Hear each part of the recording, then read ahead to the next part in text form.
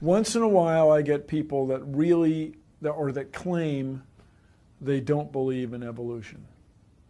And my response generally is, why not? Really, why not? You guys believe 20 billion years ago there was a Big Bang where nothing exploded and produced everything. 4.6 billion years ago the earth cooled down, made a hard rocky crust. It rained on the rocks for millions of years, turned them into soup, and the soup came alive 3 billion years ago. Found somebody to marry, and something to eat, of course, and slowly evolved into everything we see today. There are some lies in our science books. Taught it for 15 years. Even though I'm not teaching it anymore, I still like to study. It's so many neat things to learn. We're going to cover some of that tonight. I'm not against science, I'm not against schools, I'm not against teachers, because most of them don't know what they believe. You have to tell them. They teach the kids it all started with a Big Bang 20 billion years ago. What exploded? This is what the textbooks teach. Before the Big Bang, there was nothing, literally nothing, an infinitesimal nugget of space. And then something happened, triggering the most colossal explosion in history. Yes, boys and girls, you see, nothing exploded, and here we are. So I asked this professor if I could ask him some questions about the Big Bang. I said, where did all this matter come from? He said, well, we don't know that for sure. I said, well, sir, would you please tell me where the laws came from? The universe is run by laws, gravity, centrifugal force, inertia. Who gave the laws? He said, we don't know that either. I said, sir, could you tell me where the energy came from? You know, it takes energy to make a Big Bang. Who bought the gas to run this machine anyway? He said, we don't know that either. I said, sir, could I ask you another question? He said, sure. What else would you like to know? Else? What do you mean else? You haven't told me nothing yet. I said, does Berkeley have a merry-go-round? You see, if a spinning object breaks apart in a frictionless environment, the fragments will all spin the same direction. The professor said, yes, I understand about the conservation of angular momentum. I said, well, good. I'd like to ask you a question then, sir. If the whole universe began as a swirling dot, like you said, why do 2 planets spin backwards? He said, that's interesting. I said, no, that's more than interesting. It's kind of hard on your Big Bang theory. Not only that, 6 of the moons are spinning backwards. Why? He said, I don't know. Why do you think they're going backwards? I was hoping he was going to ask that. I said, okay, now, sir, hold it. If I told you that I believe God created the heaven and the earth like the Bible teaches, you're going to say, and where did God come from? And I don't know. But you said, well, we don't know that for sure. We don't know that either. Don't tell me my theory is religious and yours is science. Oh, no, sir, they're both religious. Evolution is a religion. You have to believe. So I asked the professor, where did the matter come from? He said, I don't know. So basically, I believe in the beginning God, and you believe in the beginning dirt. One professor was getting kind of upset about this time. He said, Mr. Hovind, there are hundreds of varieties of dogs in the world. He said, do you mean to tell me that you believe all these dogs came from 2 dogs off a Noah's Ark? You expect me to believe that? I said, sir, would you look at what you're teaching your students? You're teaching your students that all the dogs in the world came from a rock. Charles Darwin was disciplined. I mean, he did these extraordinary experiments, this series of experiments.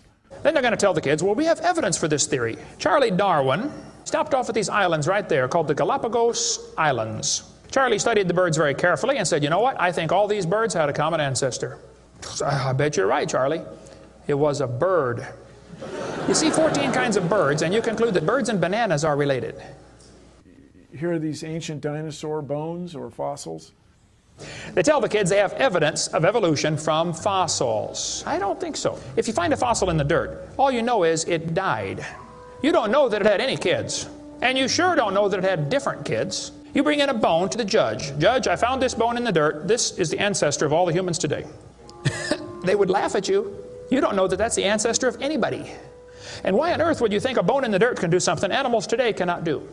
They'll say, boys and girls, you have 2 bones in your wrist, radius and ulna. And boys and girls, look at the whale's flipper carefully.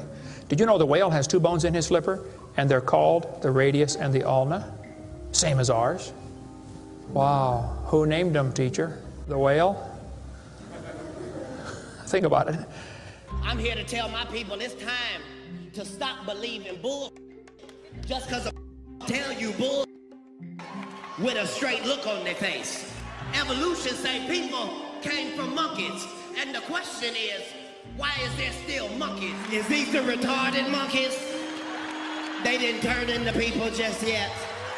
Even Stephen Gould admitted the absence of fossil evidence for intermediary stages is a persistent and nagging problem for evolution. See, what's happened, these guys have looked for missing links in the fossil record. They can't find any, and so they say, well, maybe evolution happened so fast it wasn't preserved. Maybe a reptile laid an egg and a bird hatched out. Well, who did that bird marry? This process that brought us to be is billions of years old. It happens very fast, billions of years fast. Here is radioactivity. We're going to tell the kids in the late 1940s they invented carbon dating. We're going to explain a little bit about radiometric dating and how it's supposed to work, and then show you that it does not work, okay? It sounds good, but there are some assumptions that mess everything up. If we had walked into a room and found a candle burning on the table, and I asked you the question, when was it lit?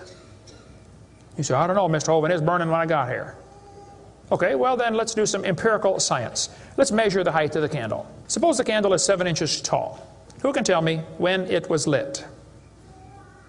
Okay, nobody. Let's do some more empirical science. Let's measure the rate of burn. Suppose we determine it's burning an inch an hour. When was it lit?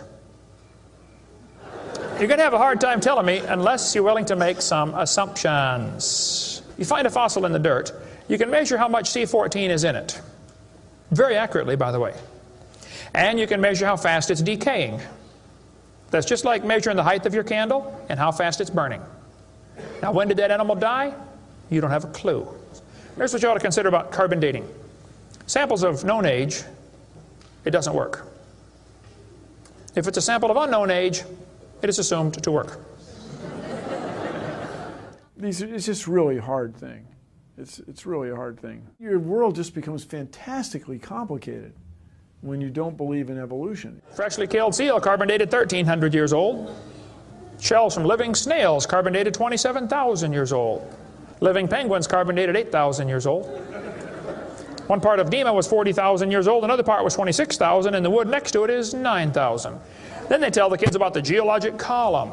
They say each of the layers is a different age, you know, Cenozoic, Mesozoic, Paleozoic, Archeozoic, all them Zoic boys. Now, if you get a petrified tree standing up, running through different rock layers, I don't think it's smart to say those layers are vastly different ages. Those trees did not get slowly covered by the sediments over millions of years. They would rot and fall down. Crazy. They'll say, boys and girls, you have an appendix that you don't need anymore. That's a vestigial structure. That's proof of evolution.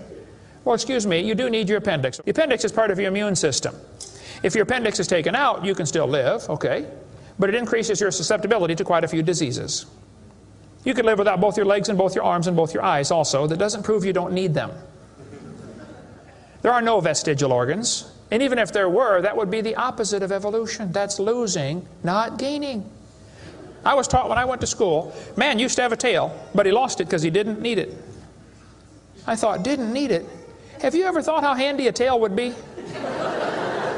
Have you ever come to the door with 2 sacks of groceries? Wouldn't that be nice, man, be able to grab that door and walk right around and get in it? Lost it because we didn't need it. Man, you could drive the car and tune the radio knob and hold the Coke at the same time. What we're finding is that natural selection seems to be an incredibly important factor in generating new species. Natural selection, the key evolutionary mechanism Darwin identified.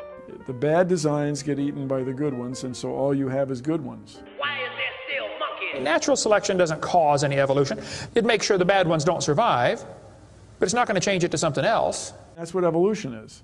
If you worked in a factory that produced cars and your job was to check for defects, and you caught every single mistake and you rejected it, how long would it take that process to change the car to an airplane? You say it'll never change it. That's my point. The students are taught we have evidence from development. Darwin considered this by far the strongest single class of evidence. This textbook says, the human embryo growing in the mother has gills like a fish. Those little folds of skin are not gills. Those little wrinkles under your chin when you're growing up later develop into bones in the ear and glands in the throat. They never have anything to do with breathing. I've seen folks that have 5 or 6 chins and they can't breathe through any of them but the top one. Those are not gill slits. Ernst Haeckel, though, said the turning point in his thinking was when he read Darwin's book. He made huge charts of his posters of his drawings of these embryos and traveled all over Germany and just about by himself converted the Germans to believing in evolution. Haeckel took a drawing of a dog and a human embryo and he changed them to make them look exactly alike. On top are Haeckel's fake drawings. Underneath are actual photographs of what he claimed he was drawing a picture of. Now either he's a lousy artist or he's a liar. Well, it turns out he's a liar. He was convicted of fraud by his own university, proven to be a fraud. But guess what? Haeckel's fake drawings are still used in textbooks in your state right now. It's only been proven wrong 125 years ago. I know it takes a while to get textbooks up to date, but that ought to be plenty of time. Adolf Hitler said, "You let me control the textbooks, I'll control the state." Watch this sentence here carefully. Some kid's doing this for homework tonight. Boys and girls, do you think humans are still evolving? Now what kind of question is that? Doesn't that question assume that evolution has happened? What if a kid doesn't believe in evolution? How's he supposed to do his homework tonight? That question does not teach him how to think critically. That teaches him what to think, not how to think. And when the kid gets done with this course, he's going to think he knows how to think. But he doesn't. He knows how to be told what to think. Brainwashing at taxpayer expense. They want to use my tax dollars to teach that to your kids in our schools. If you want to deny evolution, that's fine. But don't make your kids do it, because we need them. And that's where the problem comes in. Okay? If you want to believe in the Big Bang, just enjoy yourself, but keep your religion at home. The Russian atheist astronomer came to America and spoke at one of the universities, and he said, started off his speech, he said, folks, either there is a God or there isn't. Both possibilities are frightening. If there is no God, we're in trouble. We're hurtling through space around the sun right now at 66,000 miles an hour, and nobody's in charge. That's a scary thought. But if God made the world, He owns it. That means He makes the rules. You see, if there is a God, we better find out who He is, and find out what He wants, and do what He says. Malcolm Muggeridge said, I am convinced the theory of evolution, especially the extent to which it's been applied, will be one of the great jokes in the history books of the future. It's a joke. And it would be a joke if it weren't for the tragic results. How many kids are taught this thing every day and believe it, and it destroys their faith? Find you something to believe in. Whole thing, who do you even pray to? Nobody. Hey, if you died today, where would you go? You ought to think about it, because you will be dead for a long time. Doesn't matter how long you live, you're going to be dead longer than that. You know, George Washington died 200 years ago, and he's still dead. How much longer does he have to go? You're going to be dead for a long time. All you get in this life is a little bitty dash between two dates. Just a little, and it's gone. What are you going to do with your dash? Where would you go if you died? Now, if you're not sure you're going to heaven, you ought to give your heart to the Lord and get saved. Say, Lord, you may have it, the whole thing. If you are saved, you ought to find something to do for the Lord. And you ought to quit worrying about getting a fancier car and a fancier house and start worrying about who's going to heaven or hell. Maybe God gave you that good job so you can give some money to missionaries, not so you can build a bigger, fancier house. God loves you. God has a plan for your life. And if you don't want it, well, that's your business. But the devil is laughing at you for believing in that.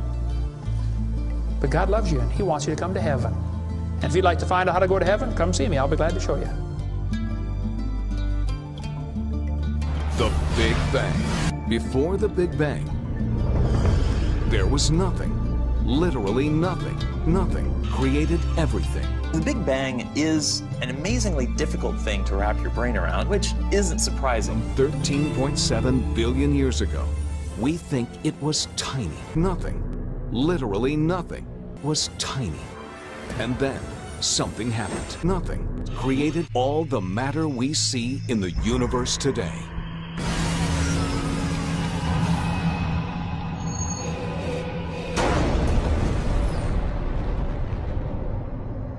Nothing is more powerful than nothing. And that's what trips most of us up. It was the explosion of nothing. Find you something to believe in. World getting crazy. Hey, you better believe something.